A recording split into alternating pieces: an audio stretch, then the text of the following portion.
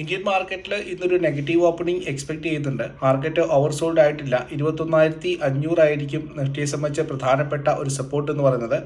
Maximum 21,450 to 21,500 എന്ന ലെവലിൽ നിഫ്റ്റിയിൽ support എടുക്കാനുള്ള സാധ്യതയാണ് കാണുന്നത്.